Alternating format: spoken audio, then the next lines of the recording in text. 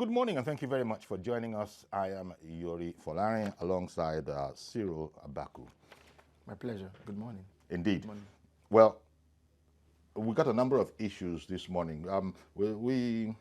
First of all, the constitutionality of virtual court hearings, that has been pronounced upon. As you recall, two governments, well, have actually taken the matter to court and wanted the apex court to pronounce upon the matter.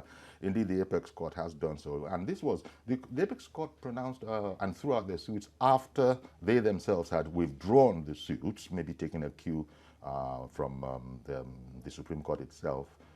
We'll come to that, find out what it is that some legal spheres object to about it. So we'll be looking at that, and then also we'll be looking at the fact that Commissioner of Police Magu, acting chair of the EFCC, former acting chair of the EFCC, I don't know how to put it, has been released from detention. I say I don't know how to put it because when the bail request was directed to the Inspector General of Police, a letter has come from them saying, and I saw the letter, we have nothing to do with Magu. You know, we didn't, it's not in our custody and all of that. So direct your request to the chair of the special panel. So we'll look at that as well. And then in the second half of the program, that's from around 11, we'll look at the special palliatives that the president has approved, and that's a big one. I think part of it is what Festus Keyamo SAN, the 774,000 jobs, you know, that's just a wee part of it. We'll be looking at those issues. But we have so much to do that we can't afford to dilly and dally. We have Dr. Babatunde Ajibade with us. He so kindly agreed to join us on Skype. So Dr. Babatunde Ajibade SAN, Managing Partner, IC of SP Ajibade & Co. Good morning to you, and thank you for joining us. Good morning. Now, what is it that what is the area of contention? Now we have the new normal. All sorts of things are being done on some electronic platform or the other. If it's not Skype, it's Zoom. If it's not Zoom, it's Microsoft Teams. Microsoft Teams and all of that. But some lawyers some areas of the law seem to have an issue with that. Could you explain to us, please, why? By the way, we know that it is constitutional by now. It's public knowledge that it is not against the Constitution, which was the premise of the Lagos state government, and I think the Ekiti state government. But it has been pronounced to be not unconstitutional. What is the bone of contention in it? The bone of contention is a provision of the Constitution, Section 36, that says that all hearings must be in public. And there's a concern that if that provision is interpreted literally and technically, that it could be interpreted to mean that virtual hearings are not hearings held in public. I personally don't share that view, and I think a lot of lawyers don't share that view. But because of that possibility that it could be interpreted adversely, the intent behind the two state governments, Lagos State and Ekiti State, approaching the Supreme Court was to get a judicial pronouncement on the point and sort of put it to rest. As you may be aware, a similar situation arose recently with the provision of the Administration of Criminal Justice Act, where a provision of that statute that was clearly well intended was deemed to be unconstitutional when the point got to the Supreme Court. So I think there's just a certain degree of caution in the legal space now, as to we all believe that. Well, I personally believe that most lawyers think that the reasonable interpretation is that virtual hearings are constitutional because you know, if the proper steps are taken, they are in the public space. But there's a concern that until there's a final pronouncement by the Supreme Court on it, that uncertainty would remain. I see. Well, thank you for that clarification. And the other thing is that the two litigants, Lagos and Ogun, one after the other, actually withdrew their... It was Lagos and Ekiti. And Ekiti. Yeah, I thought that's what I said. I'm sorry. Withdrew their petitions, right? Before... Yes. Because we now, when we read it, after it had been withdrawn by Lagos, and I think Ekiti following suit, right? The issue was now struck out.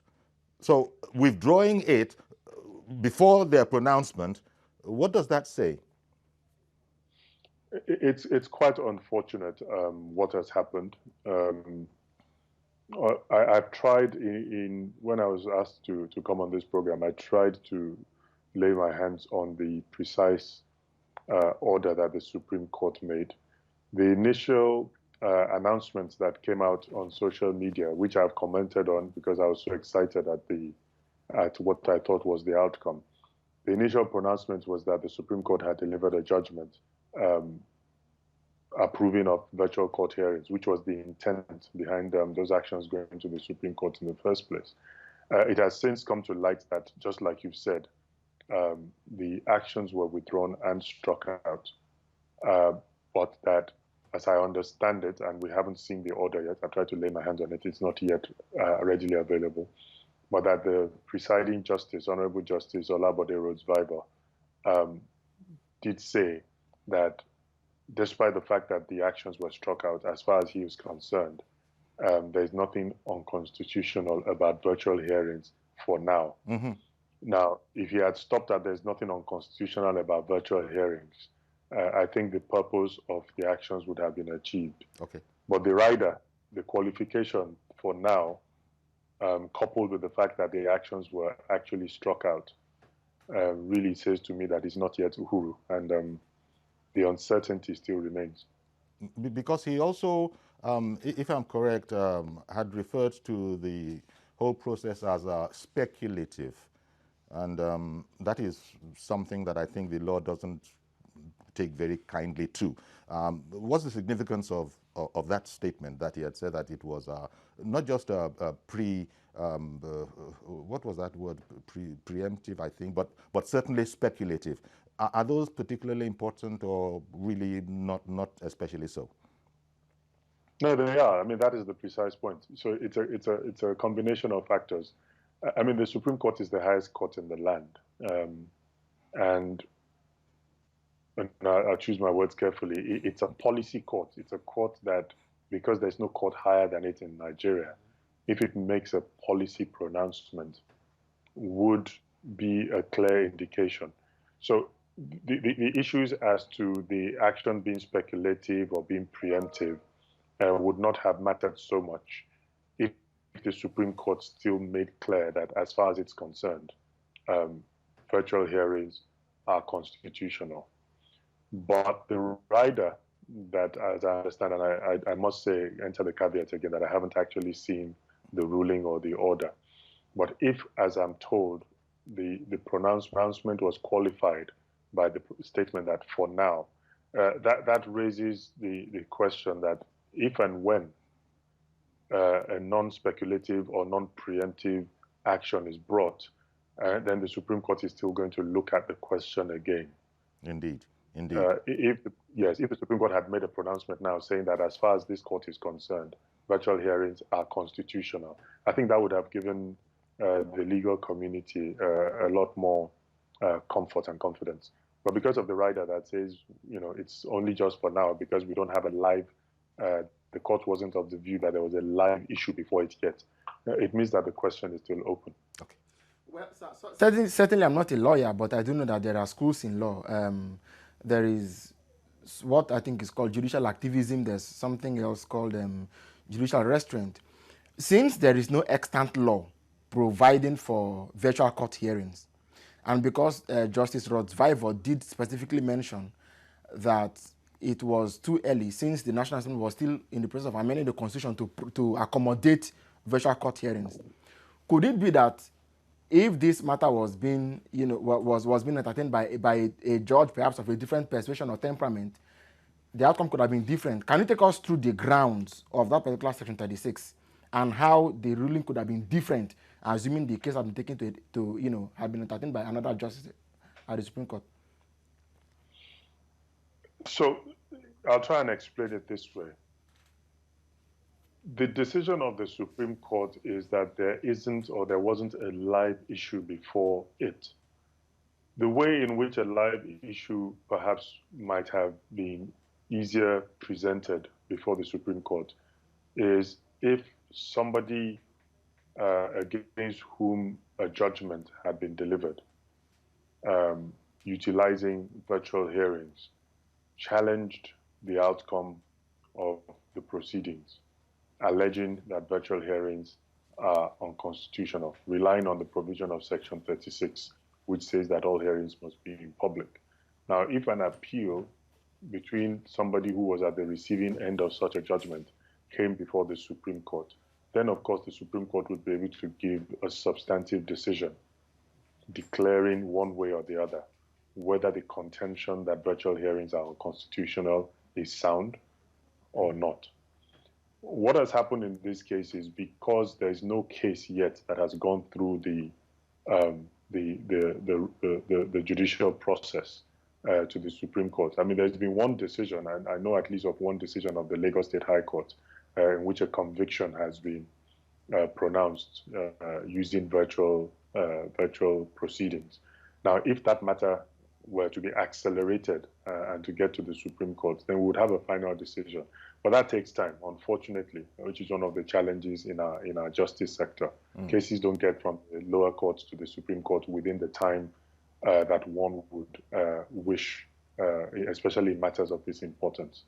So I think it is in an attempt to speed up the process and to remove the uncertainty around the constitutionality of virtual hearings that the Attorneys General of Lagos and Ekiti states took these cases to the Supreme Court. And what they did, as I understand, again, I haven't seen the processes, but as I understand it, what they did was to formulate a course of action around the fact that the National Assembly was seeking to amend the Constitution to make virtual hearings possible. And their contention was that really the provisions of the Constitution already make statements as to who can regulate or legislate for the procedures of the courts. And where it is the federal courts is the National Assembly, but where it is the state courts is the state houses of assembly. And therefore it was a usurpation of that power for the National Assembly to be seeking to amend the Constitution. Because really how you hear a matter could be argued to be a procedural issue. So it's a convoluted attempt, in my view. It was a convoluted attempt to arrive at the destination. But the destination was we wanted clarity. And we still want clarity, and we must get it some way or the other, either by way of constitutional amendment or by way of judicial pronouncement. We can't afford to allow this uncertainty to continue because virtual hearings are with us. There's nothing we can do about it. We'll be left behind as a nation, and we would look very silly if we don't make use of technology to make justice delivery easier. Okay. Well, thank you very much, Dr. Ajibade, for sort of explaining this to us. And going back, in conclusion now, going back to the first point you made as to what the bone of contention actually was, courts normally, when they sit, are deemed to be sitting in public, even though not everybody actually goes in there, right? Exactly. Yeah. Okay. Yes. So the sort of difficulty I had as a layman was that, well, Zooms and Hangouts and all those things can also be made public. Again, technically, not everybody in society will join, but technically you could say it was there. So that was the first difficulty I had as to, well, I didn't understand the matter of sitting in public or not, but I think you've done a great job of clarifying it, especially for non-legal minds. If you want, I mean, if you give me a few seconds, I could elaborate on it, but it depends on how much time. Yes, please take the short time to do so. Okay, so I agree with you entirely, and this back and forth as to the constitutionality or as to whether virtual hearings are hearings in public, goes to the root of one of the challenges that we face in our justice sector in Nigeria and in the way we practice law. Because but for the excessive reliance on technicalities and the risk that goes with that, this should be a non-issue. Indeed, those of us that are clear in our minds that virtual hearings are public hearings have made the argument that virtual hearings are actually more public even than our regular courts, because a Zoom hearing can accommodate upwards of 500 people. I don't think there's a courtroom anywhere in Nigeria that can sit 500 people.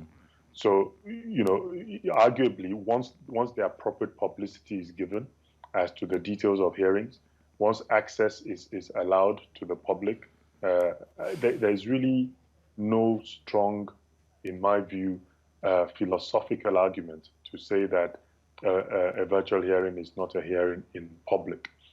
But because we know that technical justice oftentimes I should say, trumps substantive justice in our courts, it is that uncertainty that makes this an issue.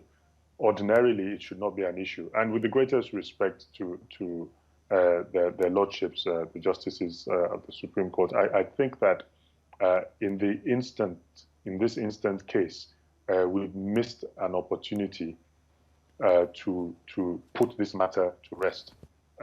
Even though there might be technical reasons why the actions brought by Lagos and Ekiti states may have been considered to be, as the lordships found, speculative, etc. But if the lordships had taken a policy view of the issue and had realized the importance of putting this matter to rest, because, by the way, the Supreme Court, the National Judicial Council itself, and various chief judges have issued regulations in support of virtual hearings.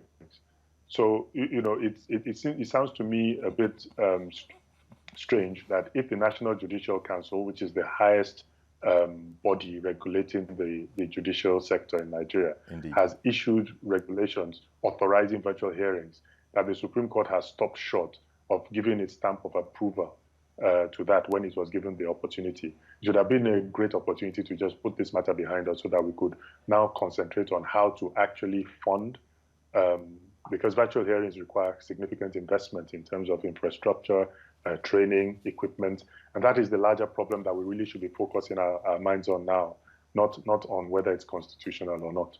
Indeed. We'll have to leave it there. Thank you very much, Dr. Babatunde Ajibade, SAN, and Managing Partner, SPA Ajibade & Co. Thank you very much for joining us. My pleasure. Thank you. Okay, so there you go. We have now been enlightened. How do they refer to us, the lawyers? Unlearned. We, the unlearned, have now been, better enlightened about the goings on within that decision and what it really means for the new normal as it affects the judiciary. Okay, the other thing that concerns, well, I don't know how to put this. I don't know, does this one concern the judiciary? I'm not too sure, really. Quasi-judicial. Quasi-judiciary, because it's a quasi-judicial, because we have the former president of the appeal court, right? Justice Ayo Salami. He's heading up that particular panel. And that was where Wahab Shitu, one of the lawyers of Ibrahim Magu, had been asked to direct his petition to. I think, well, I'm just calling it a petition. It might correctly be application for bail. Anyhow, he wanted to get the man out of detention, which, by the way, we're not too sure, because the police had said that, no, it has nothing to do with us. We don't have Magu. You just direct the position there. But that's another interesting one. So now, long story short, Magu, I understand, is, in the comfort of his own home. He's out of there, right? So what does that say to you? What does all of this say to you? Because we've come from, and he will begin his what? When is he supposed to begin his defense? I think today. Today? Today. Sharp. His lawyer had requested that, he be handed the should I call it charge sheet? Well, yeah. The yeah. 22 allegations leveled against him so that he can...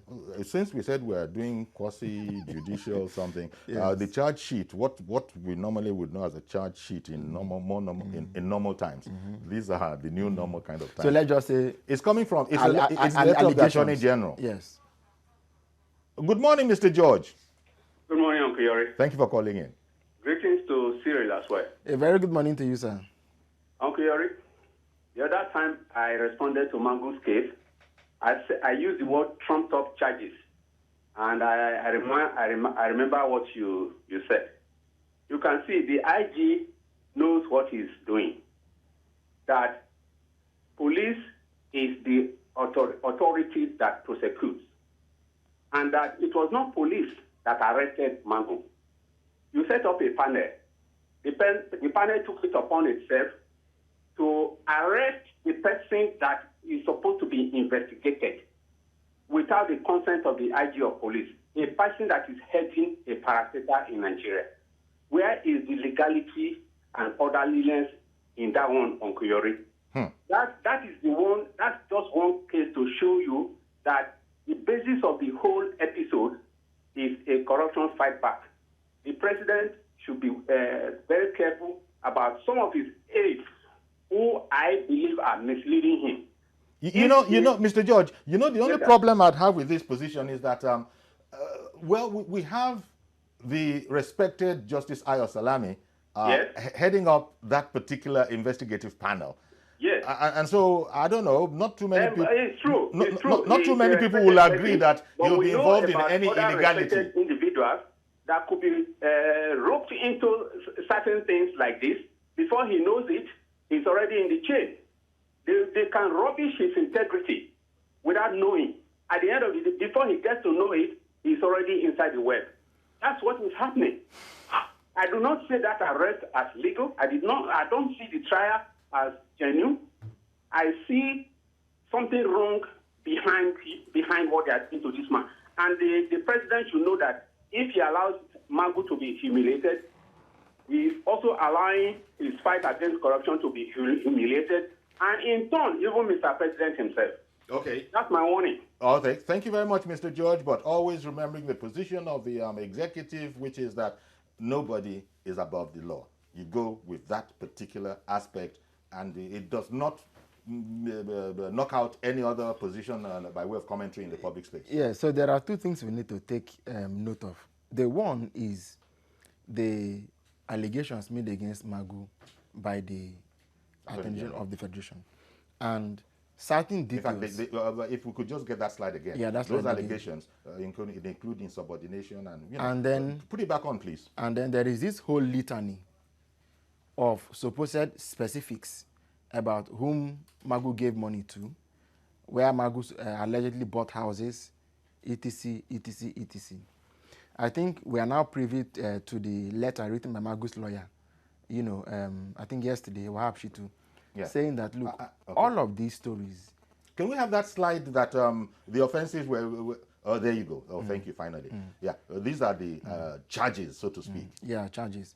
And, at least for what we know right now, Mr. Magu's lawyer has come out to say all of these allegations are false.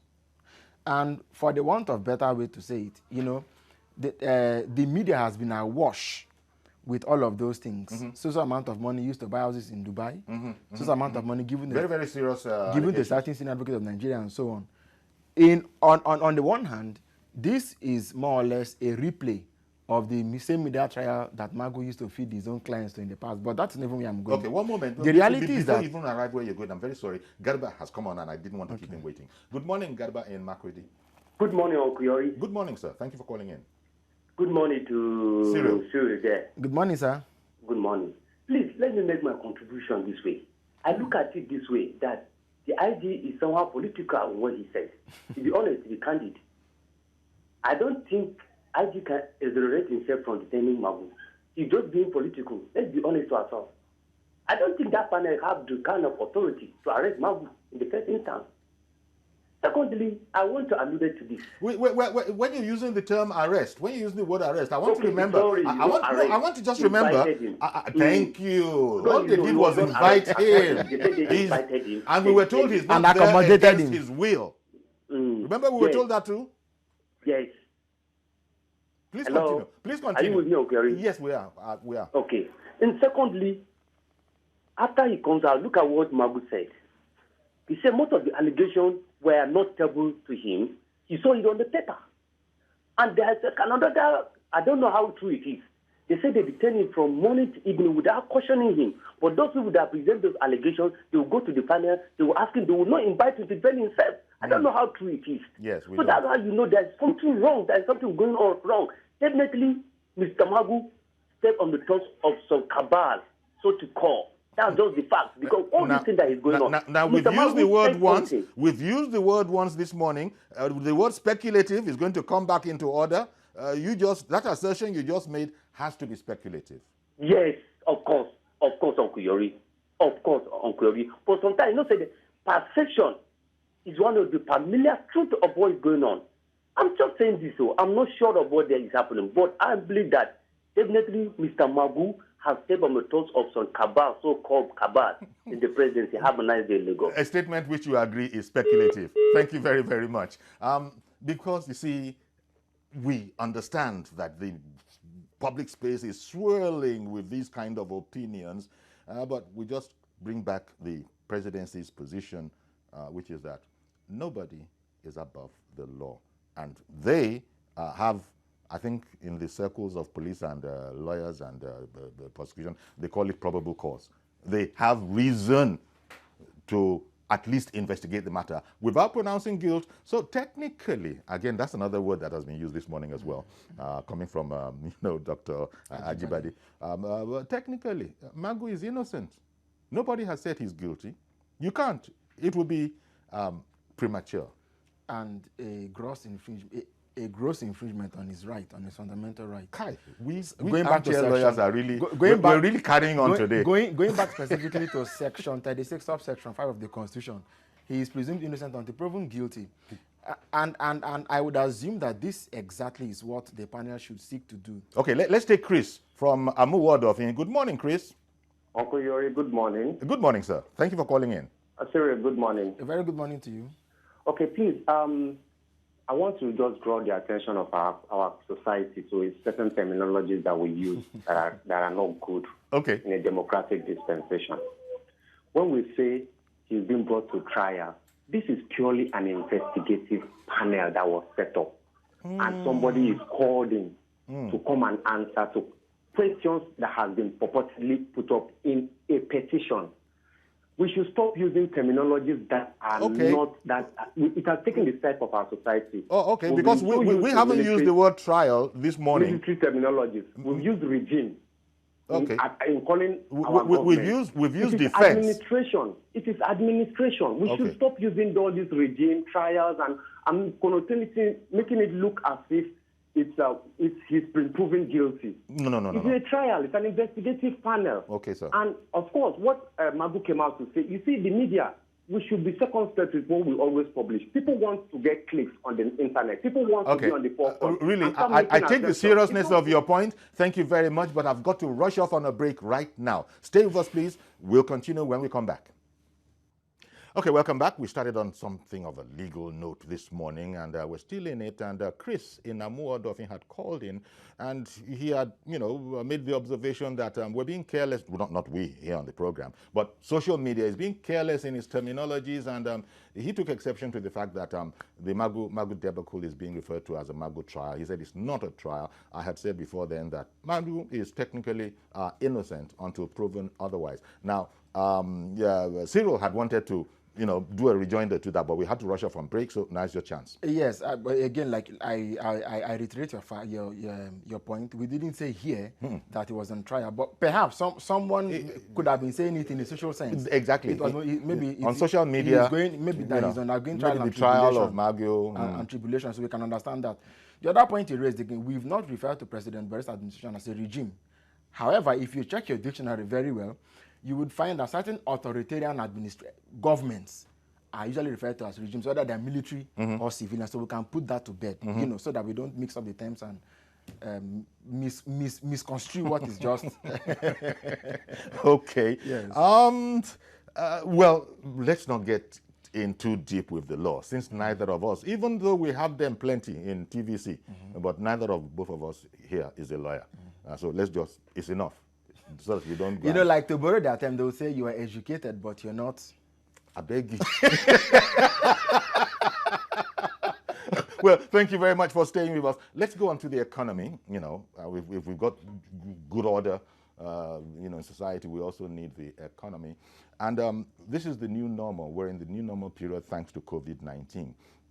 So the administration has been racking its head on what to do, you know, along with the rest of the world, actually. Well, Vice President Yemi Osinbajo's committee on, shall we call it NESP, which is the National Economic Sustainability Plan. I call it that because he is the person who is heading it up on behalf of the president, and governors were involved, you know, all ministers were involved, wide consultation, and they've come up with an almost unprecedented, 2.3 trillion naira stimulus package. Now, back in June, the Federal Executive Council actually approved this as good to go. Now, we're being joined by Senior Special Assistant to the President on Public Affairs, Ajuri Ngelale. Good morning, Ajuri. As always, thank you for coming on. It's always a privilege to be with you. Thank you for having me. All right, then. Now, this is actually what is referred to as a 12-month transit program. So because people might think that it's going to stay on for maybe as long as COVID-19 stays on, and that this is really following a previous arrangement. This is to be the successor of it. Are we correct so far? Yes, that's absolutely right, Uncle Yori. So essentially what you have is the Nigeria Economic Sustainability Plan 2020, which is the successor. It's kind of a successor, if you will, following the, or it's following rather, the Economic Recovery and Growth Plan, ERGP, that ran from 2017 to 2020. Essentially, this serves as a 12-month bridge plan, a transit plan, to what will ultimately be the ERGP successor plan, which will run from 2021 into the next consecutive following year. So this is less a kind of a short to medium term economic plan and more of an immediate economic stimulus plan, because it has a 12-month finite timeline that we're working with, in which we're going to create all of the millions of jobs that we're creating, reconstructing this country across sectors, really premised on a few pillars. One of the key pillars is the pillar of local content, meaning that we are only going to be using 100% indigenous Nigerian companies that will employ only 100% indigenous Nigerian labor, who will use only 100% indigenous raw materials. So if we're constructing our roads, we have to source our bitumen from Nigeria. We're constructing our homes, we have to source our limestone, cement blocks, and sand from Nigeria. Yeah, sorry, Ajuri, because it's a very important point you're making, that largely we're to look inward in the execution of this. So they're not going to, money is not going to be frittered away, even though it's a princely sum, 2.3 trillion, but it's all inside here. You've talked about bitumen, you've talked about building and all of that. We're to look inward and thereby put money and business in the hands of our people. That's exactly right, Yori. So for example now, while local content is extremely important and maximizing resources are very scarce now. And we've worked very hard as an administration, the president and his team, the vice president and the Economic Sustainability Committee, they've worked very hard to ensure that all the funds, every kobo of the 2.3 trillion naira that we're talking about, has been secured. So we're not going around looking for money now. We have done that work already as we're putting the plan together. Wait there. I need a bit more clarification. When you say has been secured, I thought I understood that the Minister of Finance was explaining that a portion of this was to be sourced by special low-interest loans, and that was like in a continuous tense sort of a sense. So when you say has been secured...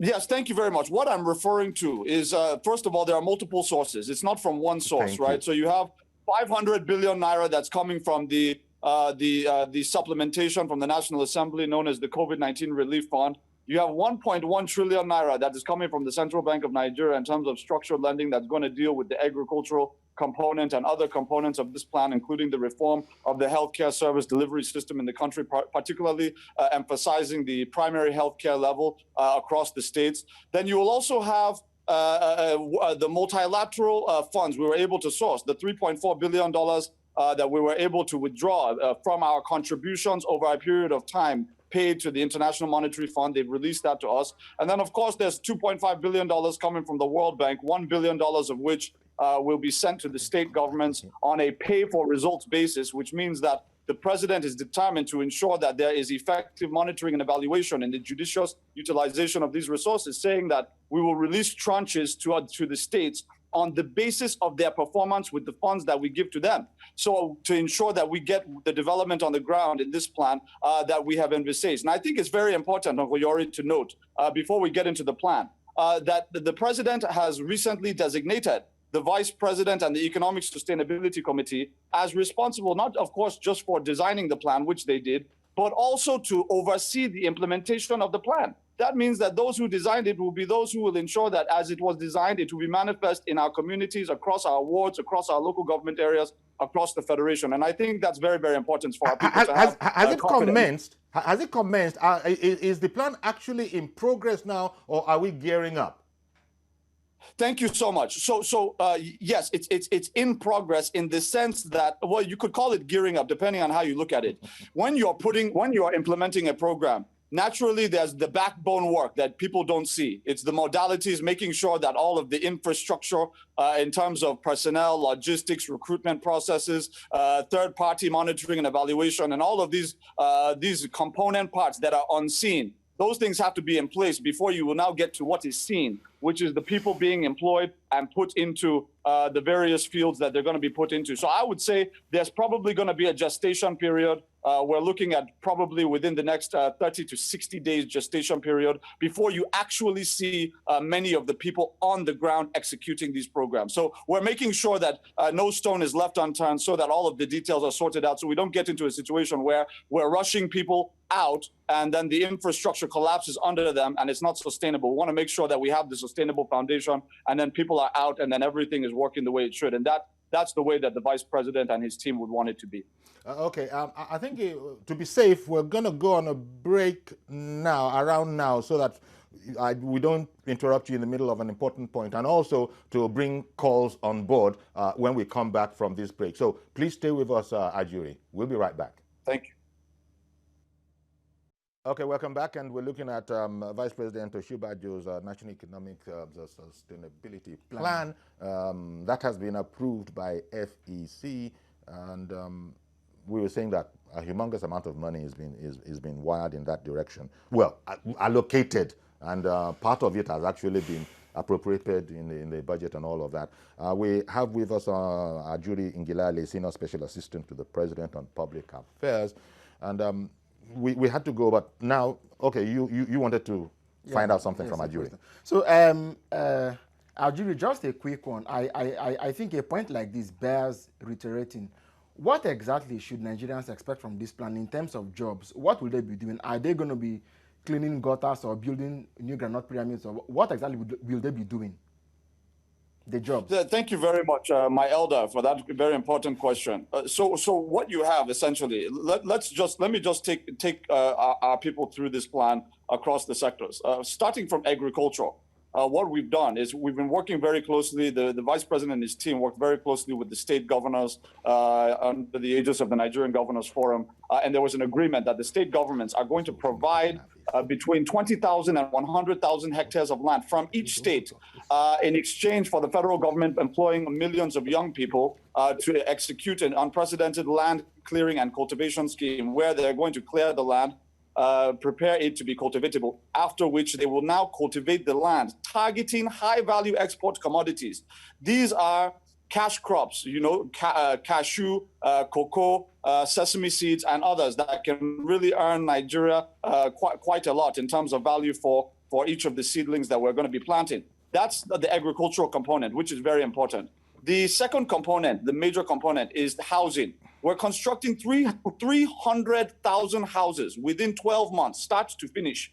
How we're going to do that is we are constructing social housing. That means we're not looking for a profit. We're constructing housing that our people can afford, and we're going to provide a funding mechanism for them to be able to pay to own. So, for example, each house, and there will be standards equalization, meaning that the same house we're constructing in Yobe is the same house we're constructing in Port Harcourt, Lagos, and otherwise. You would recall that the most ambitious housing program in the history of this country was done there in Lagos State under Governor Lateef Jakonde in the early 1980s. About 20,000 units. No federal government, no state government has come close to that. So we are doing 300,000 in phase one, which will be ultimately 1.8 million houses over the next 4 years. Now, what we're doing is we're bulk buying all of the elements, all of the materials. That means the same door handles we're using across the country, the same window panes, the same cement blocks, everything. And by bulk buying, we're now crashing the cost of construction because, of course, when you bulk buy, things are cheaper.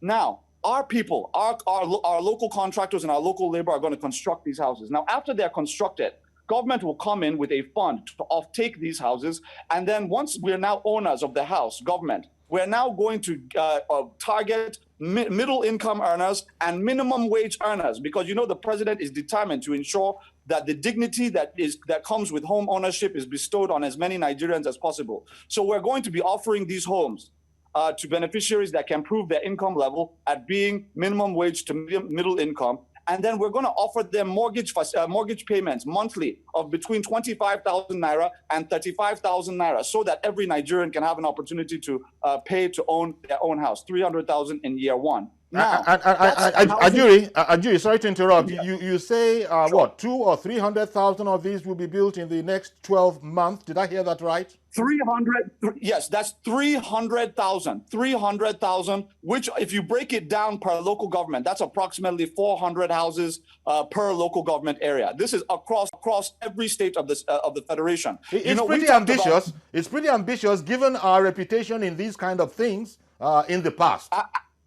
Absolutely, which is one of the major challenges we have had, which has been solved with this plan, is if you are a private sector housing developer, you would have usually had to go through one state ministry of lands. You have to probably pay some bribes to get your documents. Then after you get your documents, you will have to find the money to build the housing scheme. Once you've built the housing scheme, you have spent so much money. You will now ask the prospective Nigerian home buyer to be able to produce 20 million, 30 million in a lump sum to buy it up front. And we know that Nigerian salaries do not support that kind of situation because we have had insufficient home lending architecture in this country for too long. So what this plan does is it takes into account all of these historical problems. And it says, look, government will come in and be the off-taker so that burden is not on our people. Then once we are the off-taker, we are now going to put our people in a position where they can pay affordable mortgage payments over an elongated period of time without much interest and all of that,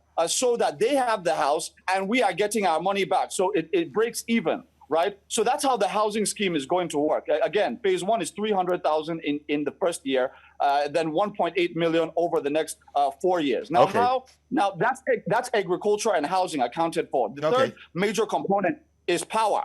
Power is very critical. We know that 70% of the national economy is the informal economy, and the bulk of informal economic activity in the country is in our rural communities that are off-grid. So we are focusing on off-grid power solutions in this plan by manufacturing, distributing, and most importantly, maintaining 5 million solar home systems that are going to be targeting rural primary health centers, rural primary schools, and rural farms. Because our farmers have been complaining that they have too much post-harvest loss as a result of lack of refrigeration capacity in their storage facilities. So by giving them off-grid solar home power systems, they're going to be able to refrigerate their harvest, their goods, so that we can get those items to market and, of course, expedite the process of diversification. These are many of the elements. We're down to the wire as far as time is concerned. We have something like maybe 45 minutes left. Seconds. Well, actually, I meant seconds. Now, the 774,000 jobs, remember there was something of a spat between the Minister of State for Labor and the National Assembly. Mr. President has now, as it were, recently said, go ahead. So it's out of jeopardy right now, and it is part of this whole effort, isn't it? Absolutely. So very quickly on that. So that's separate from the agricultural, housing, and power that I've mentioned. That is the Special Public Works Program. Like you rightly said, recruiting 1,000 young people out of every local government area of the Federation to reconstruct rural roads, urban and rural sanitation, and many other things. But what we're doing, which is very strategic, we talked about the local content pillar of this plan. Another major one is ensuring that there is equitable distribution of spread of benefits and jobs. You'll find that housing, the same thing, agriculture, the same thing, and this special public works, making sure that every local government area of this country is treated equally, irrespective of any affiliation or any demographic. You know, Ajuri, it's always a delight to speak with you, but we've completely run out of time. You have this encyclopedia knowledge of the whole thing. Thank you very much, Ajuri Ngelale, Senior Special Assistant to the President on Public Affairs. Thank you for having me, my brother. Indeed, we appreciate you bringing our program to an end. Exciting days ahead. He did actually say 300,000 houses in the first instance. They never finished in 1 year. In 1 year. Okay, well, that's our program, and I'm sure we'll grab hold of Ajuri and get to know a bit more about this, quite apart from information that's already out there. Stay safe as always. This is the new normal. We're in different times. They say we have to not forget social distancing, masking. Is there any other one? And washing our hands continually. And sanitizing them. If you That's our program today. Cyril Abako and I say, stay safe, please. See you tomorrow, God willing.